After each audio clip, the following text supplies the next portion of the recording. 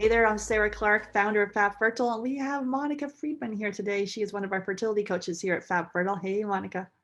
Hi, Sarah. How are you? Great.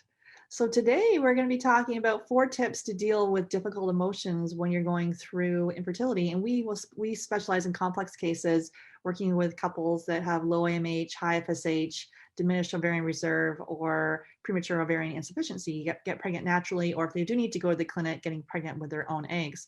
And really, especially with those diagnoses, and really any kind of diagnosis when you're dealing with, when you're on the fertility journey, there's a lot of difficult emotions that can come up, from comparison to jealousy to envy to anger to frustration. I experienced all of these. I had both my kids with donor eggs, and then years later discovered I had food sensitivities and gut infections. But really, the big thing for me was chronic stress, and a lot of that was dealing with emotions that I just thought it was a great idea to push them down, not deal with them.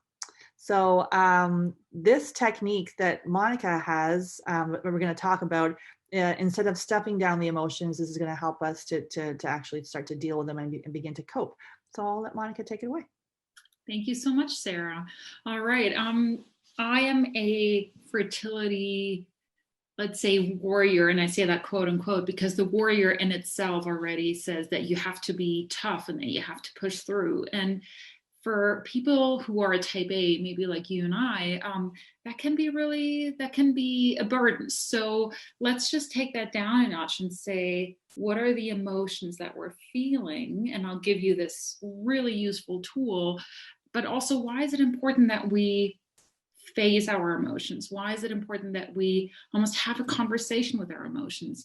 The main reason here is cortisol. And I don't want to say that cortisol is bad. We all need cortisol in our lives. We need a healthy level of cortisol to build reproductive hormones, but also we need to make sure that there is an ebb and flow in the cortisol. And because research has shown that cortisol can impact reproductive hormones. And if we're stuck in a fight or flight mode, if we constantly feel like we're overwhelmed by our mostly uncomfortable emotions, then the body tends to not focus on the reproductive functions of the body, but on their survival. We just want to survive another day. So that's why it's so important to move our nervous system out of the fight or flight into the calm and connect, rest and digest nervous system. And if you feel overwhelmed by your emotions on a daily level, or if you feel you're stuck on this emotional roller coaster, and you keep getting swept away by them, then this technique is for you. So the emotions technique consists of 3 steps. Step number 1, this might be the hardest one for some of us. Step number 1 is become aware and acknowledge the emotion. What does that mean? So let's say you're feeling antsy, you feel anxious, you feel that sweeping motion of something coming through. You can't quite pinpoint it. Then I simply invite you to hold and try to label that emotion. Just become aware and then try to label it. And there's no judgment involved here, simply acknowledging that emotion. And that can be simple as, oh, I feel anxiety coming up, or, oh, I see jealousies coming back. And you can almost talk to it like to a person. You can put it in, you can personify it in a way that it makes it a bit more approachable. So sometimes when I feel this huge emotion coming up, I actually say and visualize and say, oh, hi, jealousy. There you are again. I knew you would be coming. Let's talk about Mother's Day. Mother's Day is coming up soon, and that, or in the UK, it just passed, and that's a triggering event. So on these days, you can definitely almost expect that emotion to come knock on your door and say, hi, Monica, I'm here again. And then you can open the door and simply say, hi, jealousy. I'm aware of you. I see you. I know who you are. And that's it. That's step number one. And that might sound really simple or really hard, but just acknowledgement of the mere emotion can disarm it in an instant. All right, let's move to step number two. Step number two is having that in-depth conversation, analyzing what was the trigger, why did that emotion come up right now, and even more important, and that's the crux of this whole exercise, is what is this emotion trying to tell me?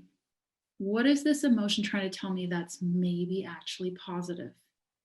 Because I truly believe that every emotion is a messenger from beyond and comes with a positive intent for you. There's a saying or a Native American quote, which I love: if you feel an emotion, let it run through you 10,000 times. If you feel an emotion, let it run through you 10,000 times. And why is that? Why would we want an uncomfortable emotion be with us, sit with us?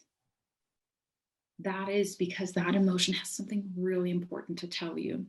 That emotion is trying to bring a really important message for you so that you can process it and move on, because we say that trauma really is trapped emotions that weren't really processed in the body, in your mind. So let's play with an example. Let's take up the jealousy again. So what was the trigger? Probably seeing someone just post something on social media, or Mother's Day, or any kind of holiday, really. And then why did that emotion come up right now? Well, that can be easy to answer because that's something that maybe you want, or can't have right now, or don't have the control of.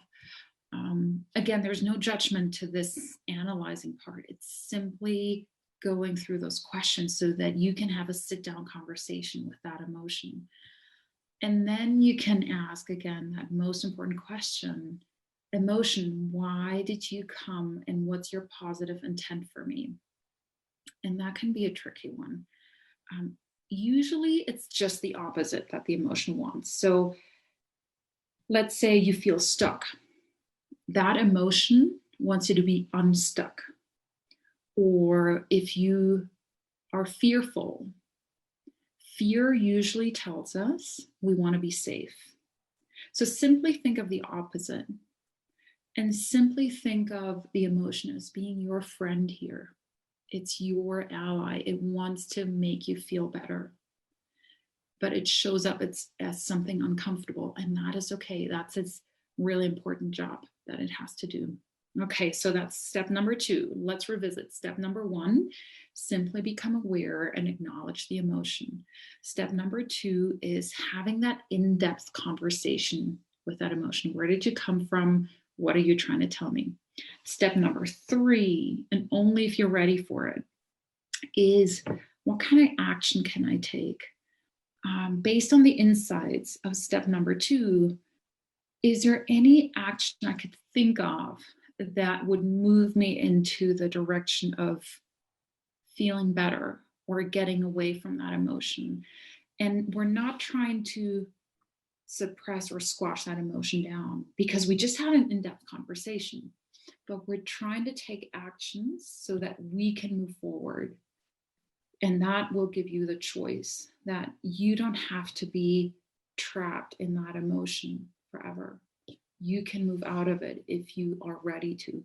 So sometimes the most important action is to sit with that emotion a little bit longer.